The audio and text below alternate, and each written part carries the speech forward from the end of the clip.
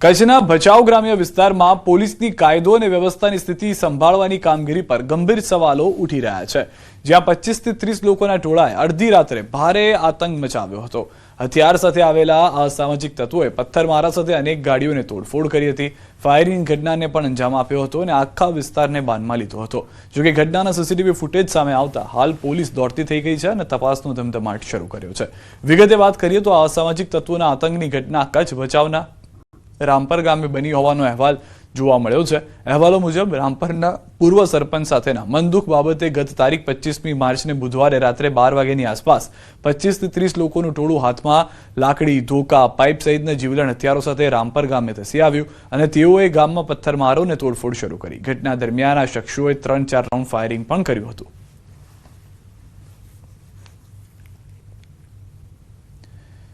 પશ્ચિમી એશિયામાં ગ્રાઉન્ડ ઓપરેશનની તૈયારીમાં યુએસ। પશ્ચિમી એશિયામાં યુએસ મોકલી શકે છે સૈનિક। અમેરિકા મોકલી શકે છે 10,000 સૈનિક। 7,000 સૈનિકોને પહેલા જ મોકલવાનો ઓર્ડર। ખર્ગ આઇલેન્ડ પાસે તૈનાત કરી શકે છે સૈનિકો। તો હાલમાં જે રીતની પરિસ્થિતિ અમેરિકા અને ઈરાનની જોવા મળી રહી છે, અમેરિકાને ઈરાનની ધમકી, IRGCએ લોકો માટે જાહેર કરી છે ચેતવણી। અમેરિકા પર હુમલો કરવો કર્તવ્ય, IRGCએ આ કહ્યું છે। જ્યાં યુએસની સેના ત્યાં હુમલો કરીશું તેવું પણ ઈરાન તરફથી કહેવામાં આવ્યું છે। તો જે મામલો છે તે હજી પણ શાંત પડવાનું નામ નથી લઈ રહ્યો। એક તરફ અમેરિકા તરફથી ટ્રમ્પ વાત કરી રહ્યા છે કે અમે તમામ રીતે વાતચીતથી ઉકેલ લાવીશું, બીજી તરફ ઈરાન જે છે તે લડી લેવાના મૂડમાં હોય તે પ્રમાણેની પણ પરિસ્થિતિ હાલમાં જોવા મળી રહી છે। તો અમેરિકાને ઈરાનની ધમકી મળી ચૂકી છે। તેઓએ કહ્યું છે કે જો અમેરિકા 10,000 જેટલા સૈનિક મોકલે છે તો પછી તૈયારી અમેરિકાએ રાખવી પડશે। ઈરાન ખર્ગ દ્વીપ પર સુરક્ષા વધારી દેવામાં આવી છે। ખાર્ગ દ્વીપની ચારે તરફ પાથરી છે સુરંગો। અમેરિકાને ઈરાનની ધમકી, ખાર્ગ દ્વીપ પર હુમલો કર્યો તો છોડીશું નહીં। ઈરાન પર સૈનિક ઉતર્યા તો જડબાતોડ જવાબ આપીશું તેવું ઈરાન તરફથી કહેવામાં આવ્યું છે। તો ઈરાનની જે જમીન છે ત્યાં સુધી હજી કોઈ પણ અમેરિકી સૈનિક ઉતર્યા નથી, પરંતુ અમેરિકા તરફથી કહેવામાં આવી રહ્યું છે કે હવે ઈરાનની ધરતી પર સૈનિકોને ઉતારી અને ત્યારબાદ ઈરાનની જે જમીન છે તેના પર કબજો મેળવવાની શરૂઆત કરવામાં આવશે, જેના વળતર જવાબ ઈરાન તરફથી આપવામાં આવ્યો છે। આ તરફ તેલ અને ગેસ પર પેટ્રોલિયમ મંત્રાલયનું નિવેદન। LNG અને LPGની સપ્લાય સંપૂર્ણપણે સુરક્ષિત છે। LPG ઉત્પાદનમાં 40% વધારો કરાયો છે। અનેક દેશોમાં ભાવ વધ્યા, ભારતમાં સ્થિરતા। આગામી 2 મહિના માટે ક્રૂડ ઓઇલનો સ્ટોક છે।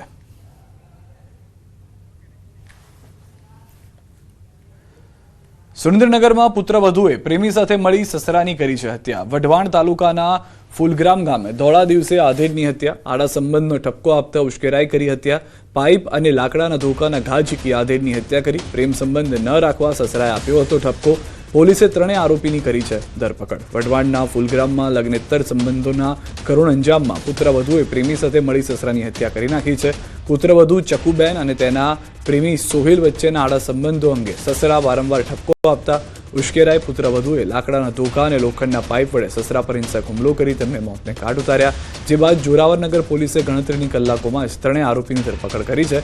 કાયદેસરની કાર્યવાહી હાથ ધરાઈ છે। મારા સગા કાકા થાય તેમને સોહિલભાઈ રમેશભાઈ જીડિયા તથા સુરેશભાઈ લક્ષ્મણભાઈ જીડિયા તથા તેમના નાના દીકરાના વહુ ત્રણેય થઈ અને હુમલો કર્યો। લાકડી તથા પાઇપને વડે હુમલો કર્યો અને માર માર્યો, તેથી તે મૃત્યુ પામેલ છે। ભાવનગરના પાલીતાણા વિસ્તારમાં આવેલા સિદ્ધ ક્ષેત્ર બાલાશરમાં ગંભીર બનાવ સામે આવ્યો છે, જ્યાં ગૃહપતિ તરીકે કાર્યરત હસમુખ શાહ વિરુદ્ધ સગીર બાળકો સાથે અપ્રાકૃતિક શોષણના આક્ષેપો નોંધાયા। મળતી માહિતી મુજબ ગરીબ પરિવારના બાળકોને ધમકાવી લાંબા સમયથી દુષ્કૃત્ય આચરવામાં આવતું હતું અને કુલ 8 બાળકો તેનો ભોગ બન્યા હોવાનો આક્ષેપ છે।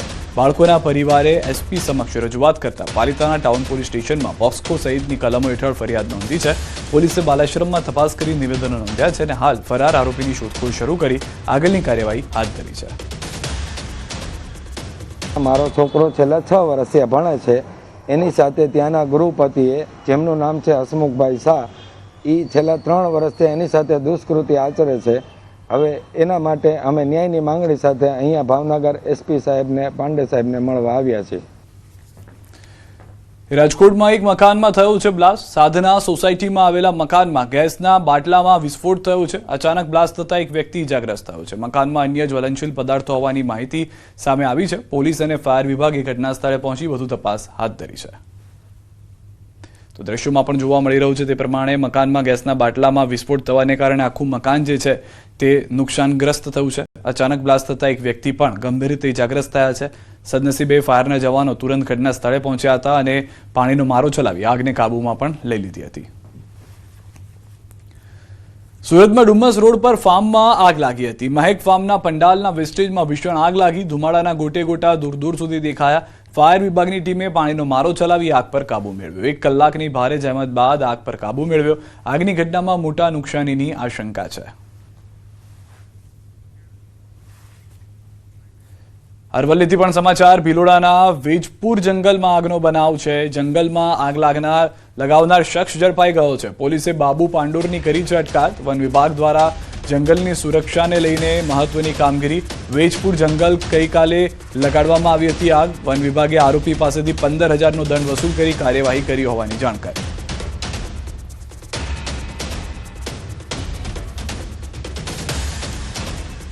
આણંદની સરદાર પટેલ યુનિવર્સિટીમાં એબીવીપી અને નર્સિંગના વિદ્યાર્થીઓનું વિરોધ પ્રદર્શન. એક જ વિષયમાં નાપાસ કરતા વિદ્યાર્થીઓમાં ભારે રોષ જોવા મળ્યો.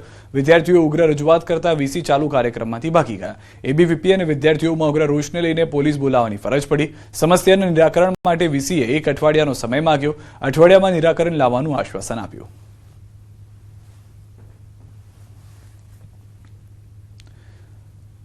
સ્થાનિક સ્વરાજની ચૂંટણી પહેલા આમ આદમી પાર્ટી પણ હરકતમાં આવી છે. દાહોદના લીમખેડા ખાતે આપની સભા યોજાઈ. દિલ્હીના પૂર્વ સીએમ અરવિંદ કેજરીવાલ અને પંજાબના સીએમ ભગવંત માન ઉપસ્થિત રહ્યા. વિજય વિશ્વાસ સભામાં 20,000થી વધુ લોકો ઉપસ્થિત રહ્યા. આપે ભ્રષ્ટાચાર, બેરોજગારી તેમજ આરોગ્યના મુદ્દાઓ પર પ્રહાર કર્યા. કાર્યક્રમમાં ઈસુદાન ગઢવી, ચેતર વસાવા તેમજ આપના કાર્યકરો પણ ઉપસ્થિત રહ્યા. સ્થાનિક સ્વરાજની ચૂંટણી પહેલા આપની સભાથી રાજકીય માહોલ ગરમાયો. રાજકોટ શહેરમાં સરકારી જમીન ઉપર ગેરકાયદેસર કબજો કરી પાર્ટી પ્લોટ ચલાવવાનો ચોંકાવનારો કિસ્સો સામે આવ્યો. મવડી વિસ્તારમાં ગોરધન મેઘાણી દ્વારા સરકારી જમીન ઉપર સિટી લાઇટ નામનો પાર્ટી પ્લોટ બનાવી વર્ષોથી લાખો રૂપિયાની આવક કરવામાં આવી રહી હતી. અગાઉ દબાણ દૂર કરવાની બાંહેધરી આપ્યા છતાં પણ ગેરકાયદેસર પ્રવૃત્તિ ચાલુ રાખવામાં આવી હતી. આખરે જિલ્લા કલેક્ટરની સૂચનાથી તાલુકા પોલીસ સ્ટેશનમાં લેન્ડ ગ્રેબિંગ એક્ટ હેઠળ ફરિયાદ નોંધાઈ છે. પોલીસે તાત્કાલિક આરોપીની ધરપકડ કરી છે અને અંદાજિત 3.85 કરોડ રૂપિયાની 5500 ચોરસ મીટર સરકારી જમીન મુક્ત કરવામાં આવી છે.